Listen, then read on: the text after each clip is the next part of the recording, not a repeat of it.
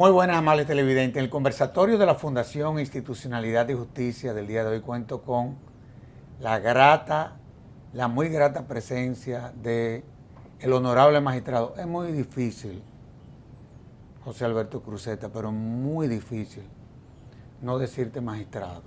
Aun cuando ya tú saliste de la judicatura, pero yo creo que 28, 29 años fueron suficientes como para que tú te ganaras esa autoridad, sobre todo de la clase jurídica, que siempre te vio con ese respeto y te sigue viendo con ese respeto que a fin de cuentas tú construiste durante todos esos años a lo interno del Poder Judicial. Gracias por haber correspondido a este conversatorio de esta tu fundación, porque tú eres uno de los abogados asociados de la Fundación Institucionalidad y Justicia, así que muchísimas gracias. Tuve que esperar que tú salieras de la judicatura para que tú vinieras al programa. Tú sabes lo grande que es eso. Así que gracias por estar aquí. Gracias a ti por la amable invitación.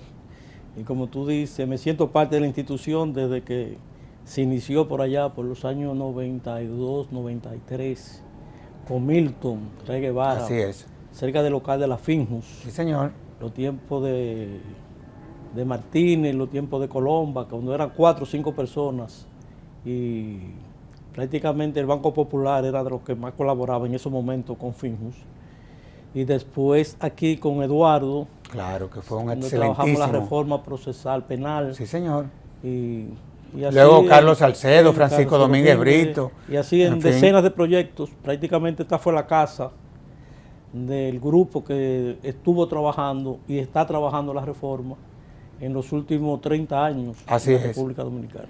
Bueno, yo recuerdo cuando tú y yo estuvimos cursando y fuimos los que concluimos esa maestría, la maestría en pensamiento social que coordinó nuestro maestro, el padre José Luis Alemán. Yo recuerdo que tratábamos mucho en esa maestría la filosofía como ciencia, la sociología, en fin. Y yo siempre he dicho que esa ha sido tu visión del derecho. ¿Dónde se separa la filosofía desde el punto de vista de la ciencia jurídica a esa sociología jurídica del derecho? El mundo del derecho se puede analizar prácticamente desde el punto de vista de 3 criterios. Si tú defines que el fin del derecho es la justicia es un tema filosófico. Por supuesto que sí. Entonces, la justicia se define como un derecho natural del hombre y decía San Agustín inclusive que una ley injusta no hace derecho. O sea, el ordenamiento jurídico tiene que estar conforme al criterio de justicia. Entonces, cuando tú analizas el ordenamiento jurídico de esa perspectiva, tú estás haciendo filosofía del derecho, porque tú estás en el deber ser. Pero cuando se analiza el derecho a partir de la ley que está puesta en los códigos, por decirlo de alguna manera, está haciendo ontología jurídica y está haciendo lo que se denomina ciencia del derecho, porque está en el plano prácticamente descriptivo del derecho. Entonces hay una visión desde el punto de vista de la ciencia y desde el punto de vista de la filosofía. Ehring, por ejemplo, y algunos autores modernos afirman que el derecho no puede ser definido como un conjunto de reglas, sino como una práctica social compleja. Por supuesto que sí. Una práctica social compleja. Entonces, la visión es mucho más amplia que un conjunto de reglas. Ahora, tú ejerciste en primera instancia, bueno, en corte tuviste casi 20 años, pero lo que nos sorprende, sobre todo, lo que te hemos venido siguiendo, sobre todo tu trayectoria, es esa visión holística que tú tienes de las ciencias jurídicas. Por ejemplo, yo en honor a la verdad, yo no sé si tú eres mejor penalista que civilista. Porque tú, sintiendo una pasión por el derecho penal, te gusta el derecho civil. Y tú sabes que en el derecho civil hay una serie de figuras que aparecen en el derecho penal, pero no confluyen. Por ejemplo, y teorías también. Tú manejas muy bien la teoría de las obligaciones. Y tú sabes que los juristas se dividen entre quienes saben obligaciones y quienes no. Eso es así y lo vemos en las aulas con nuestros estudiantes. Lo que estoy tratando de hacer contigo es que tú nos des una cátedra, que es lo que tú te has pasado tu vida dando y te tengo que aprovechar. Cuando tú hablas de la teoría de las obligaciones, ¿sobre qué fundamento se sustentan esas teorías? No, las obligaciones tienen como sustento la autonomía de la voluntad. Y una de las ramas de las obligaciones son los contratos. Lo que sucede es que en la época moderna las obligaciones han sufrido grandes evoluciones y revoluciones. Por ejemplo, en un contrato pueden haber las partes en donde una tenga un papel dominante. Por ello están de moda los contratos de adhesión. Cuando tú vas a un banco a buscar una tarjeta de crédito, te presentan un contrato en letra pequeñita y te lo pasan, tú lo firmas, lo tomas, lo dejas. Las cláusulas no se discuten. Claro. Desde el punto de vista de lo que es un contrato sinalagmático. Por supuesto. Entonces, eso ha traído toda una revolución. Por ejemplo, en la teoría de las obligaciones, hoy se habla del equilibrio contractual, que los jueces tienen que buscar muchas veces, no adherirse simplemente a la letra del contrato, sino ver un poco más allá y ver si ese contrato realmente representa un equilibrio en la parte recíproca de las obligaciones. Entonces estamos en presencia de un mundo.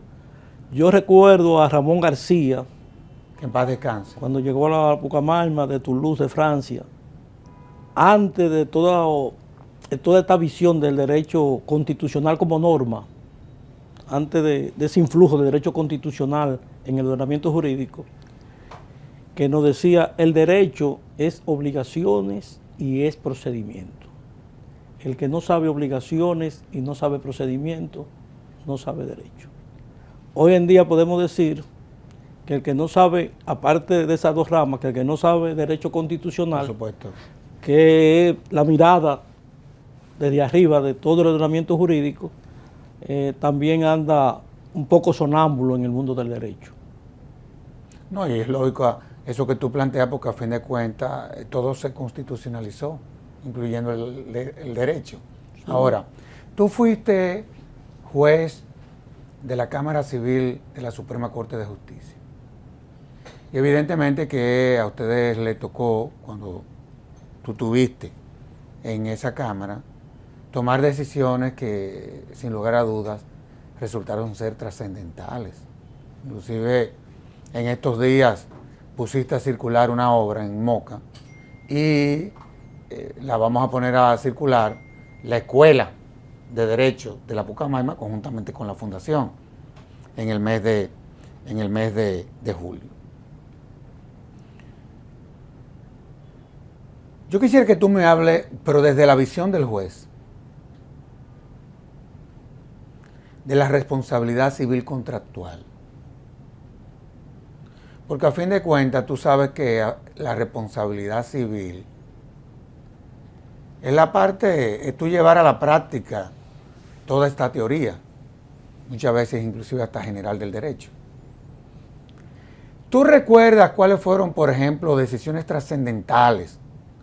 Sé y recuerdo porque las leí, me tocó leerlas porque resultaron ser novedosas. Por ejemplo, los contratos de estacionamientos, situaciones que se presentaban de demandas que se le hacían a mall, digamos así, que en sus parqueos, personas que visitaban esos recintos resultaban con el vehículo robado o con el vehículo chocado. ¿Hasta dónde llega la responsabilidad civil de un establecimiento cuyo cualquier persona haga uso de ello. Mira, en materia de responsabilidad civil, realmente el que ha estudiado la evolución de la responsabilidad civil Que ha evolucionado. prácticamente puede percibir que es una rama del derecho donde se han dado prácticamente grandes hitos. Por ejemplo, antes se decía que solo las cosas en movimiento podían causar daño y no la cosa inerte. Por ejemplo, una piscina, un niño que se ahoga en una piscina. Eso cambió. Por ejemplo, la responsabilidad estuvo fundamentada en la noción de falta. Hoy existe en muchísimos casos la teoría del riesgo y la teoría de la presunción de responsabilidad, que conlleva prácticamente una presunción de responsabilidad, sobre todo en materia de los incendios que producen los cables eléctricos, por ejemplo, hay una presunción de responsabilidad, donde nada más se exonera demostrando que no cometió la falta desde el punto de vista de la exoneración del caso fortuito o la fuerza mayor. O sea, hay una gran revolución en materia de responsabilidad. Y esos 5 artículos, del 1382 al 1386, ha dado lugar a escribir ríos de tintas. Así es. Sobre esa materia. Por ejemplo, se habla de la responsabilidad por la posición anormal de la cosa. Tú me visitas y en la puerta principal, al lado de mi casa, hay una mesa.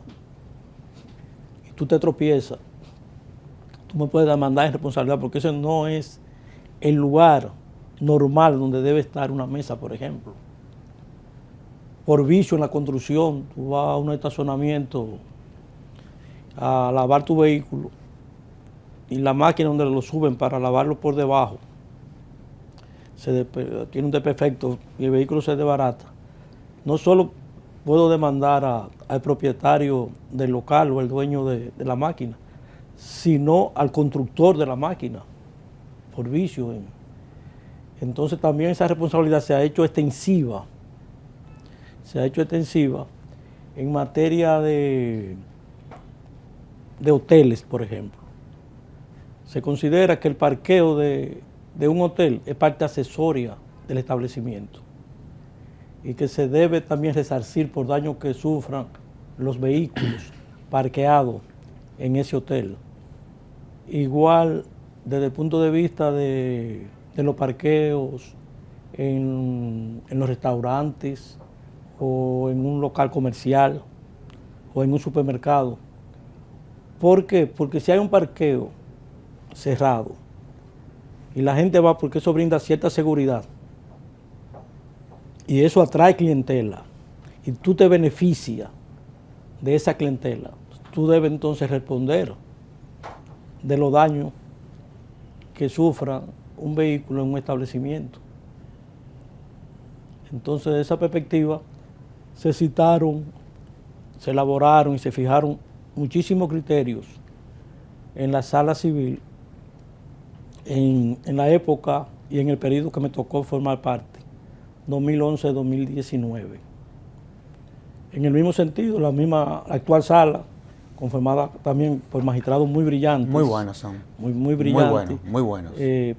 Han seguido más o menos también la misma línea. Y otra sentencia emblemática también fue en materia de responsabilidad médica, donde nosotros establecimos en una decisión que todo aquello que tiene que ver con pruebas de laboratorio, donde se puede establecer con un alto nivel de certeza el resultado del estudio, establecimos que esa era una obligación de resultado y no de medio. Cuando tú hablas de resultado y no de medio, ¿a qué tú te refieres? Que se compromete con el resultado de la actividad que va a realizar. Por ejemplo, la obligación del abogado, por ponerte un ejemplo, es una obligación de medio. Tú vas donde mí y me dices, mira, tengo a alguien preso. Bueno, yo no soy juez. Yo voy a estudiar el caso, voy a definir mi estrategia, pero al fin y al cabo la decisión es del juez, no es mía, mi obligación es de medio. La obligación también del médico, en otro sentido, también puede ser de medio, pero nosotros establecimos que en materia de laboratorio, de ese tipo de pruebas, era de resultado. Igual se estableció lo que se denomina la prueba dinámica, y que inclusive puede llegar a un cambio en el fardo de la prueba en cuanto a la responsabilidad médica. Como por ejemplo. Se presume que un médico, fruto de una operación o de un tratamiento, causó un daño no esperado en un paciente. Se considera que el paciente no está en la capacidad, porque no tiene conocimiento médico, o el abogado que busque para el caso, de discutir con un médico en un tribunal cuestiones tan técnicas. Claro. Entonces, nosotros definimos que se invierte la prueba, que el médico es que tiene que demostrar que cumplió con el protocolo y con toda la naturaleza de la ciencia que está aplicando en el caso, para decir que lo hizo de manera correcta, o si no, hay una presunción de responsabilidad en contra de él. Él se exonera demostrando que cumplió con los protocolos, que cumplió con el último avance que hay para tratar esa enfermedad, etcétera, etcétera. ¿Cuáles son los medios de prueba, por ejemplo, en materia de responsabilidad civil? Está el contrato, en fin. En materia, la jurisprudencia. por ejemplo, en materia de responsabilidad médica, un peritaje. Un peritaje. Sí, bueno, vamos a buscarnos una junta médica independiente que el tribunal lo escuche. O en Francia existe un medio de prueba que nosotros lo incorporamos al anteproyecto que es al del Código de Procedimiento Civil, que es la consulta también. Sí, claro, claro. Y hay un tema con lo que se denomina el juicio de hecho. Yo te puedo comentar que más del 70%, el 60% de las sentencias que se anularon en la sala civil, la mayoría fue por desnaturalización de los hechos. ¿En serio? Sí, porque ¿cuál es el tema? El tema es que el juicio de hecho no tiene nada que ver con el conocimiento jurídico. Por supuesto. Es un juicio sobre el mundo, fundamentado en la experiencia. Entonces, a veces, y aquí voy a ser un poco crítico, si bien es cierto que la juventud merece todo el derecho a prepararse y todo, y hay jóvenes muy maduros, pero a veces tú reclutas a un muchacho de 22 años y lo metes a la escuela 2 años, y sale y se incorpora a la judicatura, pero muchas veces no tiene la experiencia del mundo. Claro. Entonces... Ni la propia visión de Estado. Sí. Porque a fin de cuentas la justicia es un poder. Sí, como poder es parte. Es una práctica social, social. Esa es una realidad. Ahora, tú hablabas de la consulta. Yo recuerdo cuando estábamos trabajando la ley del Tribunal Constitucional y de los procedimientos constitucionales. Aquí en fijo que tú fuiste miembro de esa comisión. Gracias a Dios que nosotros pusimos como herramienta para cuando se le presenten situaciones que tengan que ver con situaciones de Estado, del Estado, la consulta. Sí. Es decir, el TC puede consultar en medio de un conflicto en donde el Estado se había afectado. Los amigos curia, los amigos de la Corte Pero también. Claro, y yo pienso que eso es interesantísimo. Ahora, yo quiero volver un poco para atrás, porque es que quiero un poco que tú me expliques esa visión no bipolar que tú tienes, sino esa visión holística, digámoslo así, entre el civilista y el penalista. Hay una visión, pero mira, inclusive existe lo que se denomina el Código Modelo para Iberoamérica, en materia procesal civil. Ahí va. En materia que procesal. Lo hemos trabajado juntos, inclusive hemos hecho congresos. Sí, que valdría la pena rescatar en el 2013, Yo traje un experto internacional, hicimos un congreso conjuntamente con ustedes y otras Sí, claro. instituciones y la Suprema, que fue muy interesante. La materia no penales,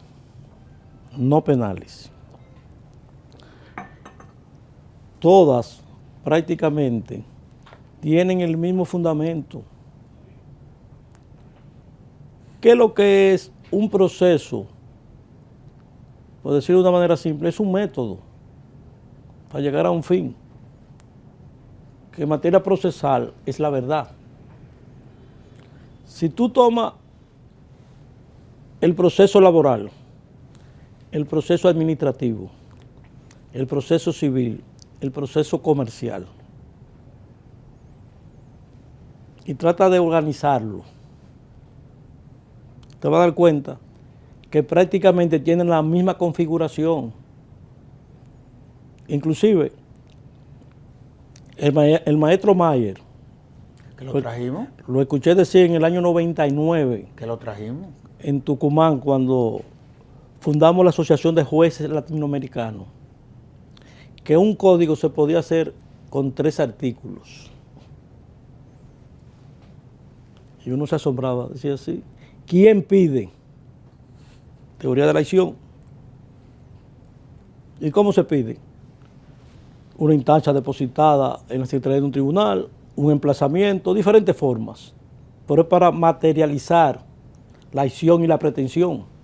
Se busca un método material, un emplazamiento, una instancia depositada. Cuando alguien pide, alguien da teoría de la jurisdicción. Primera instancia, el juez de paz, la Corte, la Suprema. Y la teoría del procedimiento, que son los trámites. Entonces eso conlleva demanda, contestación, saneamiento del proceso. O sea, limpiar el procedimiento de las excepciones y los fines de inadmisión, que son los incidentes, entre otros. Después que viene la medida de intrusión, Claro.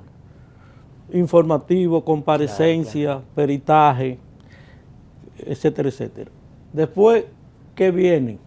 Después discutir la prueba, la sentencia, los recursos y la ejecución. Si tú tomas en cuenta los procesos no penales, todos tienen la misma configuración. Todo eso se puede hacer en un simple código, pero nosotros tenemos lo que yo denomino la era del desorden. Sí, para cada... Que hay un millón de procedimientos. Claro. Además, yo te voy a poner un simple ejemplo. En el Código Procesal Civil, yo me pregunto, ¿por qué tenemos que tener, si mal no recuerdo, o lo más importante, 4 tipos de embargos inmobiliarios diferentes? El de derecho común, el de la 6186, el de mercado hipotecario, etcétera, etcétera. Entonces tú tienes que estar cambiando de chip cada minuto. Como una fuente de confusiones. Esa es la realidad. Entonces todo eso lo que te crea es un desorden. No, y por eso, yo vuelvo al Es un principio, desorden. porque es que tú manejas muy bien eso. Fíjate que tú en tu respuesta me deslindas el procedimiento penal de cualquier otro procedimiento. Entonces el derecho penal tiene otro eje que lo transversal, que lo cruza, que es la presunción de inocencia. Entonces, el fundamento es otro. Por eso se habla de la materia no penal y la materia penal. Porque realmente en materia penal ya está el Ministerio Público, está la víctima. O sea, hay una configuración un poco más compleja. En materia civil, es el procedimiento de los intereses egoístas. Lo define alguien. Somos 2 partes que estamos discutiendo pretensiones, casi siempre de índole pecuniario. Índole pecuniario, ese debate, casi siempre. En donde el orden público muchas veces no tiene absolutamente ningún tipo de esa interés. presencia tan dominante y tan... Ahora, yo quiero volver a lo que fue tu trayectoria en la Suprema Corte de Justicia. Porque la verdad es que esa sala resultó ser, desde el punto de vista de lo que fueron algunos cambios que se dieron, no dejó de dejar una impronta cada uno de ustedes. Por ejemplo, la sentencia de la libertad de prueba. Ahí es que voy. Materia civil, hubo muchas cosas. ¿Usted entiende? Ahí es que voy. ¿Qué fue lo que cambió? ¿Qué fue lo que ustedes vieron que había que cambiar? Y que sentaron nueva jurisprudencia. El derecho siempre es opinable. Siempre es opinable. Así como la verdad jurídica es aproximativa y relativa. Claro. El juez no ve los hechos, ve pruebas sobre esos hechos. Testigo, una cuestión. O sea, la única prueba directa que hay, y se utiliza poco en los tribunales, es la inspección de lugares, porque es la única que el juez percibe por su propio sentido, y por tanto le da un nivel de certeza mucho más amplio. Pero en materia civil, los demás medios de prueba prácticamente son medios indirectos. Un testigo que tú lo ves hablándote con mucha madurez y con mucho control, te puede estar mintiendo. Y otro que quizás tú lo ves un poco tembloroso, bajando la mirada, porque es una persona tímida, te puede estar diciendo la verdad. Y cuando tú vas a valorar, tú te puedes equivocar. Son dos testimonios. Por eso es una verdad prácticamente relativa. Entonces, en materia civil, el estándar probatorio es de 51. Tiene 51 y 49. Dice, bueno, tengo dudas, pero me parece que aquí es un 51, me voy por aquí. Pero en materia penal es más allá de toda duda razonable. Por decirlo en términos aritméticos, estamos hablando de un 98% por decirlo de manera figurada. Entonces, prácticamente, ese es el punto. Inclusive había un autor famoso que decía, Derrida, que de un texto se pueden hacer más de 20 interpretaciones. Entonces, prácticamente, en la labor interpretativa, en una materia como es el derecho, que es incertidumbre, Claro. entonces pueden haber varios sentidos. Pero por eso hay una nueva teoría del derecho, una nueva concepción del derecho, que aparte de la concepción naturalista, realista, positivista, feminista, etcétera, etcétera, analiza el derecho como argumentación. Los jueces se legitiman conforme a la argumentación, Claro. y a las buenas razones que dan en sus decisiones. Que cuando un abogado tenga un litigio y vaya a buscar la sentencia, y antes de ver los argumentos, porque muchos nada más leen el dispositivo, empieza a decir impropio contra el tribunal. Cuando se siente en su casa y vea la forma de razonar del tribunal, llega a la conclusión, yo no la comparto, pero hay una justificación, Claro. hay una justificación en derecho que se para sola, como en los libros buenos, por decirlo de alguna manera. Y mira, eso que tú estás planteando es fundamental, sobre todo inclusive hasta cuando uno como jurista o como abogado, en mi caso, le solicitan una consulta. Uno tiene que fundamentar y argumentar. Esa es la realidad. Yo te voy a decir algo. Tú te reúnes con un grupo de personas medianamente inteligentes. Y te voy a poner 2 ejemplos. Tú le dices, mira, está prohibido fotocopiar libros. Que aquí exista una fotocopiadora por dinero. Está prohibido fotocopiar libros.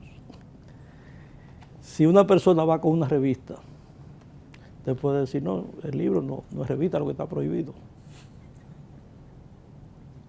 Pero ¿qué es lo que busca una disposición de ese tipo? Claro. Respetar el derecho De autor.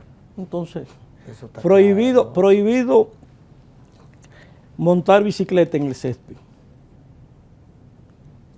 O prohibido caminar en el césped. ¿Puedo montar bicicleta? Claro que no. Sí. En principio Sí, no. pero- Pero montar bicicleta le hace más daño al césped que caminar. Claro, una cuestión Por de lo sentido tanto, común. con mucho mayor razón. Claro.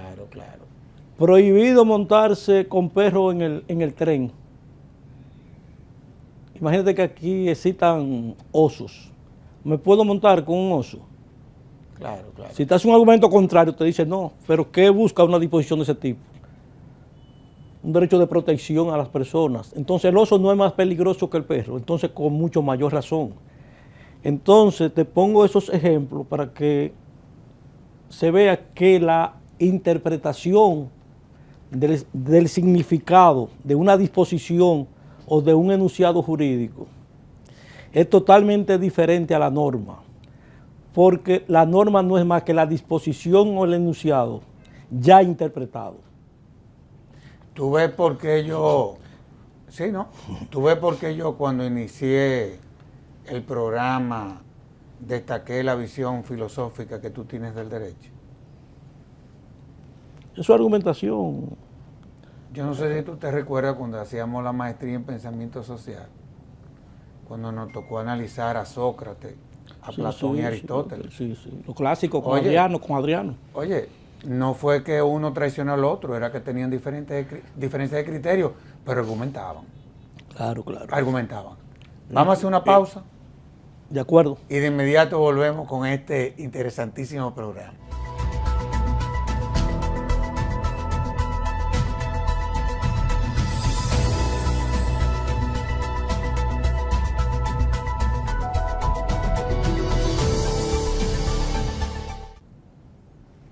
Cruzeta, la verdad es que internamente hemos venido evolucionando. Tú sabes que nosotros venimos de la tradición francesa, del civil law. Pero existe también el common law.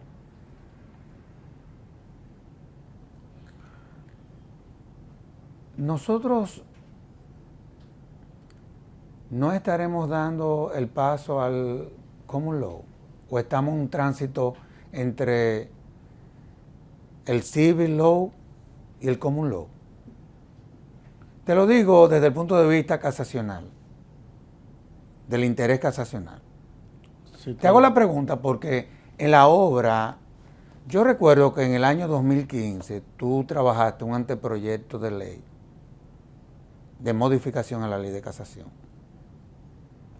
Y tú manejas muy bien la casación. Yo sostengo la tesis, y ahí tengo la visión francesa, que para ejercer en materia de casación, inclusive usted tiene como jurista reunir una serie de condiciones. Honestamente, yo tengo esa visión.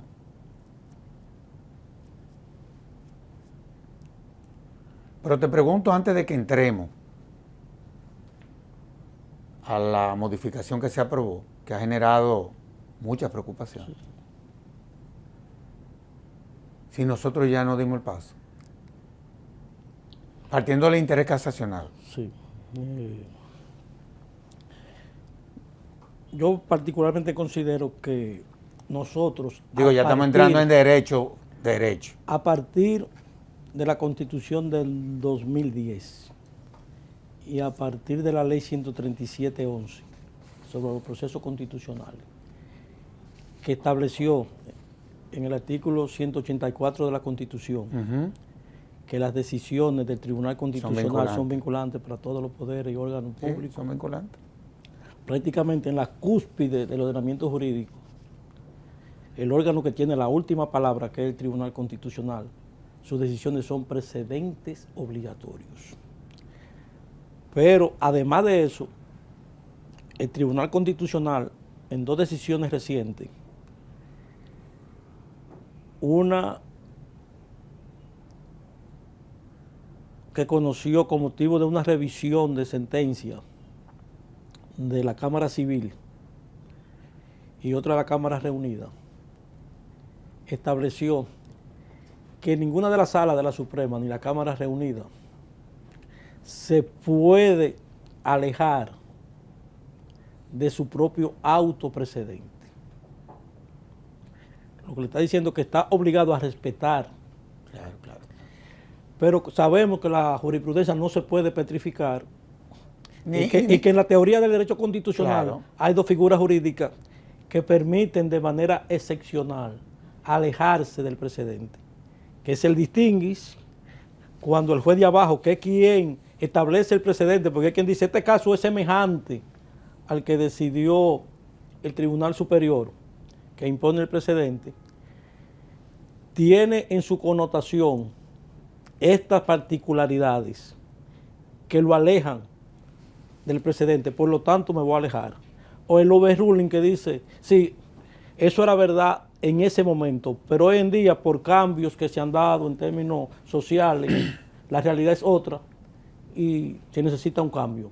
Pero para ello hay que dar lo que se denomina una motivación reforzada para alejarse de un precedente y de manera muy excepcional. Aquí a veces hay tribunales que están muy abrumados, que no llevan un inventario de las decisiones y a veces tú puedes observar que puede haber un cambio jurisprudencial por no existir, diría yo, un inventario, ver cómo se falló un caso precedentemente. Claro.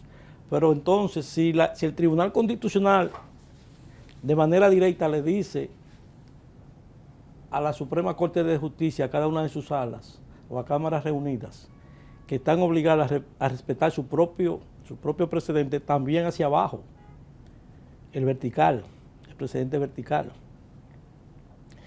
Pero lo primero que pasó fue en la reforma procesal penal.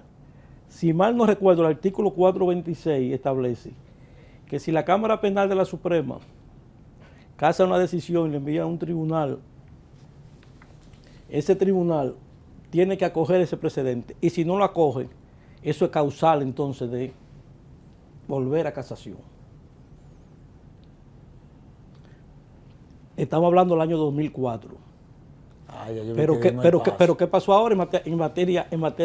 Ya yo vi que dimos el paso. Materia procesal civil, ¿qué pasó ahora en materia procesal civil? Que el artículo 10 establece el interés casacional.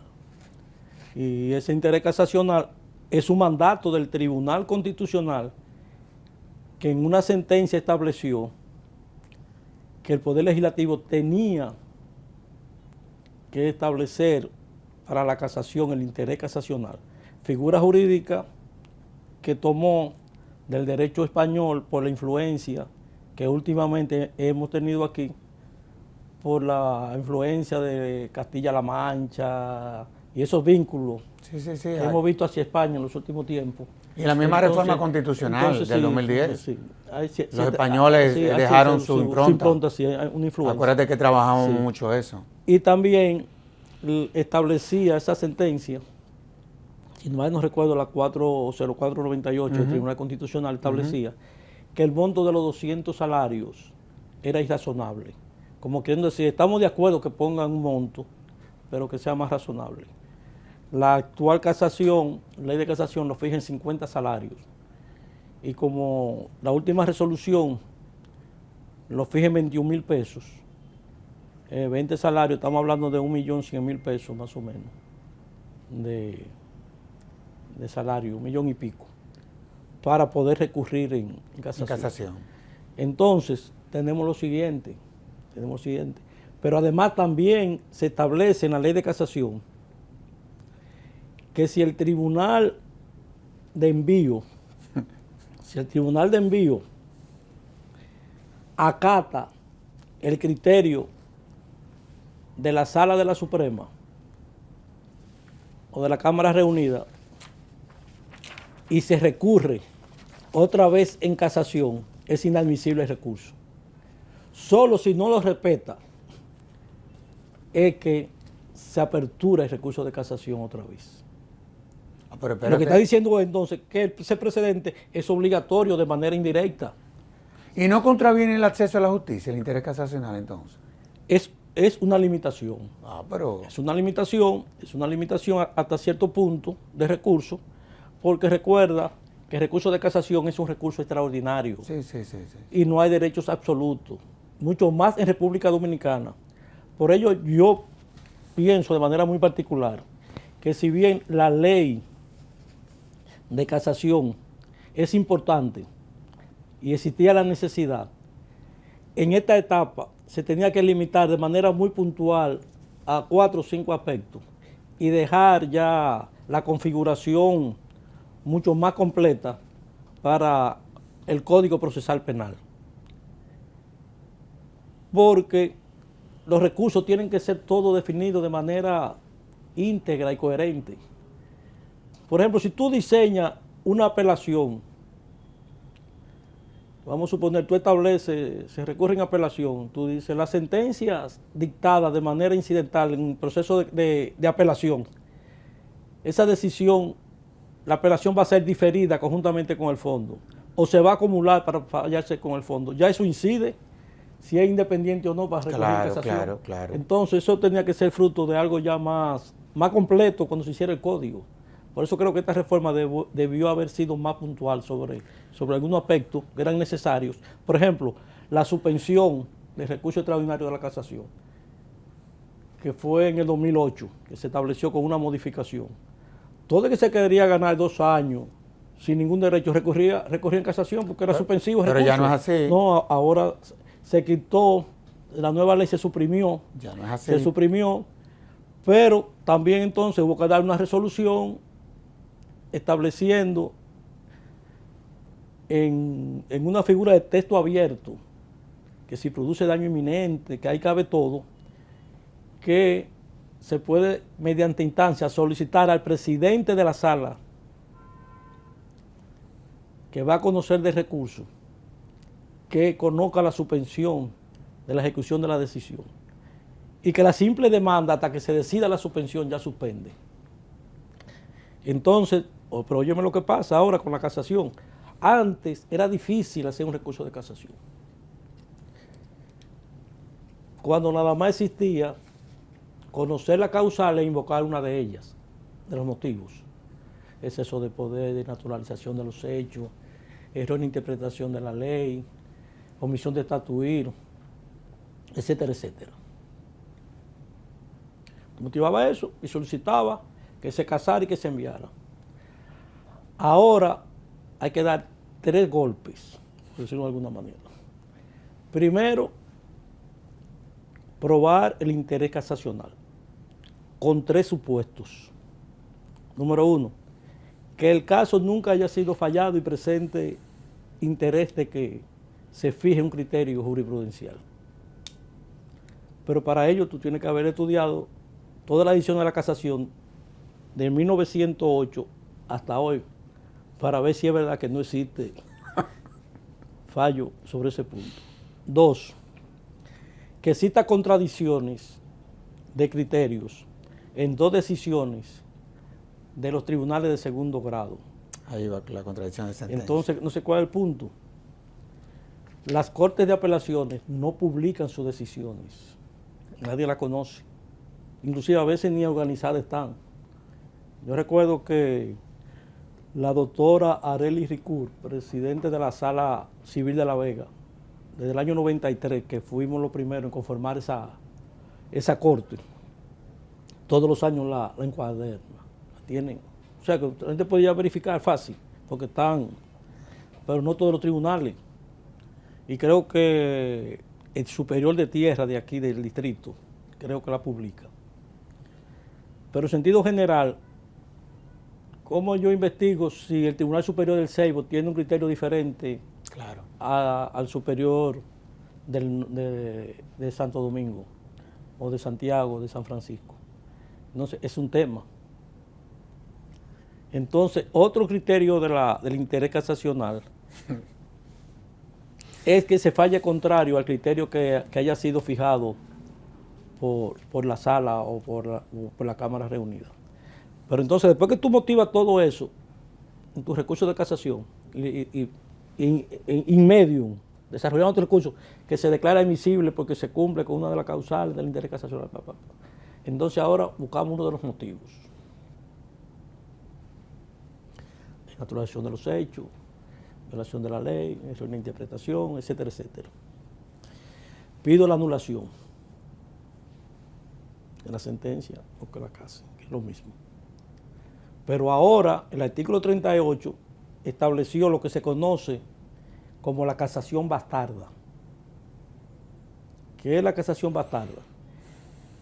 Que la misma sala que anula la sentencia objeto de recurso puede dar directamente el fallo cuando hay un error iundicando, o sea, de derecho. Puede dar ahí mismo y sustituir la sentencia por una propia de la Corte. Entonces, ¿qué estamos hablando?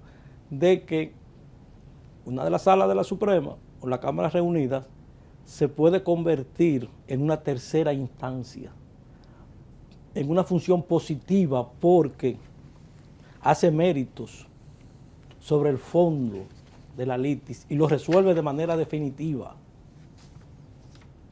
Entonces, eso en el diseño actual, para mí, presenta un pequeño problema. Claro, y claro. es Un gran problema. Que en principio no hay audiencia en materia de casación. Actualmente, de acuerdo al diseño de la nueva ley. Dice que podría fijarla. Entonces, imagínate, tú peleas tu caso en primer grado y ganas. Va a la corte, que otra primera instancia, porque también hay juicio de hecho y medida. Sí. Vuelve y gana. Un día tú vas a la Suprema, a otra diligencia. Administrativamente. No, tú vas a la Suprema, a otra diligencia. Dice, déjame pasar por secretaría. Mira, hizo recurso de casación hace 3 meses sobre este punto. Pero está fallado. Se decidió al fondo, tú perdiste el caso.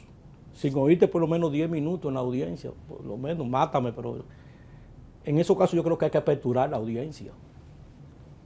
Por lo menos para fijar y decir, mira, esto trata de esto. Cualquiera quiere que lo maten, pero que lo maten escuchándolo. Entonces, no estoy en contra, porque realmente esa función negativa que tiene la casación clásica responde a un momento histórico de la Revolución Francesa.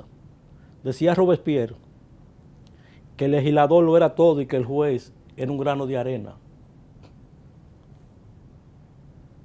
¿Recuerdan aquella definición que el juez era boca de la ley y todo el poder era para el Congreso? Ahora. Y todo eso. Entonces, lo que te quiero decir es que el hecho de el interés casacional y dar el fallo directo prácticamente es una transformación y que nos ha tomado de sorpresa porque lamentablemente esa ley no se debatió.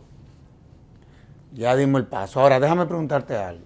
Pero te estoy estableciendo que esas dos figuras hasta cierto punto son buenas porque esa mora no hay manera. Óyeme, esa mora es un problema, pero genera otros inconvenientes. Esa mora, óyeme, nosotros fallamos como 21,000 sentencias. Algunas 10,000 que habrá de consejo y como algunas 10,000 de fondos y jurisdiccionales. Y quedó mora. Sí, pero... No, lo que te quiero decir. Y nosotros teníamos de 10 a 12 ayudantes y al final, en un proceso de congestionamiento, llegamos a 20 y pico, el último año, por ahí, año y medio. La actual sala, yo sé que debe tener como algunos 30 ayudantes. Y está haciendo un tremendo trabajo. Pero es que ahora con el carácter no suspensivo de recursos y todo esto candado, porque yo te voy a dar un dato también, es que le estamos dando unos poderes que en manos de buenos jueces, muy bien, pero si caemos en manos en algún momento de jueces, por decirlo de alguna manera, que no estén casados realmente con la justicia del derecho, le estamos dando muchos poderes discrecionales, porque si te quieren matar, te matan a la entrada diciendo que no se cumple con el interés casacional y ya. Ahora, déjame hacerte una pregunta. Digo, qué pena entonces, partiendo de lo que tú estás planteando aquí, de que no se le dio una vacancia a ley a esa ley. Honestamente hablando, te lo digo que entra... 95 artículos, cuando el anterior tenía 21. No, y que... 21, en materia de casación civil, 21 artículos. Y que hay un cambio. Pero no queda un minuto. Y yo de la respuesta que tú me das, yo hice un cuestionario ahí que era el que pensaba hacerte, pero en la medida en que tú has ido desarrollando tu respuesta, bueno, no ha habido la necesidad. Pero hay una que no quisiera que tú me la dejes de contestar en 30 segundos.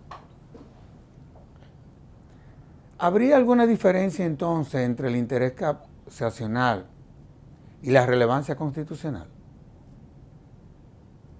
Al fin y al cabo son dos figuras muy análogas. Son análogas, ¿verdad? Son filtros. Son análogas. Trascendencia, relevancia, son filtros. Al fin y al cabo son limitaciones. Te lo hago por Son ese paso al common law, Sí, sí, ¿entiendes? son limitaciones.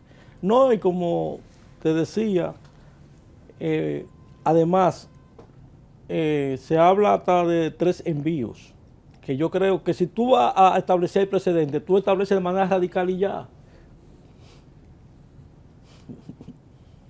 El caso terminó con el precedente vinculante obligatorio, pero quizás se consideró que era muy radical también. Bueno, nosotros aquí en la Fundación estamos tratando y estamos organizando, y bueno, y te tendremos que tomar en cuenta, un diplomado a los fines de empoderar a la clase jurídica de todos estos cambios, porque la verdad es que... Yo te voy a manifestar algo, mira. A mí siempre me ha llamado la atención, como en República Dominicana, en materia procesal, no penal, no hay una alarma. Yo no estoy ejerciendo, pero un par de amistades, abogadas, me han llamado, Cruzeta, quiero que colabore con algunos procesos. Proceso de 2006, de 2008. Increíble. Y todavía el fondo está en primer grado. Increíble. Óyeme, suben 7 y 8 recursos de casaciones sobre incidentes y van y vienen, y el fondo pendiente. Pero óyeme, no es que la justicia dominicana exista mora desde el punto de vista de que un caso pueda durar mucho tiempo en una instancia determinada. También, y lo más grave es, en materia procesal civil, antes de esta modificación, que realmente restringe bastante los recursos, teníamos hasta 9 instancias. Si tú le pones un año en cada instancia, Claro. entonces es un motivo de alarma. Bueno, el tiempo concluyó. Y en nombre de la Fundación te agradezco de verdad el que haya correspondido al conversatorio de la Fundación Institucionalidad y Justicia. La verdad es que ha dado una cátedra de derecho en este programa y te lo agradezco en nombre de la FINJO. Así que de verdad, Cruzeta, gracias por volver a tu casa y nada, y una vez más, bienvenido serás, ¿ok? Gracias a ti siempre por la consideración y por tomarme en cuenta para este tipo de diálogo. Yo decía, cuando estaba de lleno en el derecho, que no era que yo era un abogado o magistrado a tiempo completo, sino que mi vida se confundía con el derecho. Así es. Y a ustedes, amables televidentes, les decimos hasta la próxima, en donde estaremos en un nuevo conversatorio de la Fundación Institucionalidad y Justicia. Hasta entonces.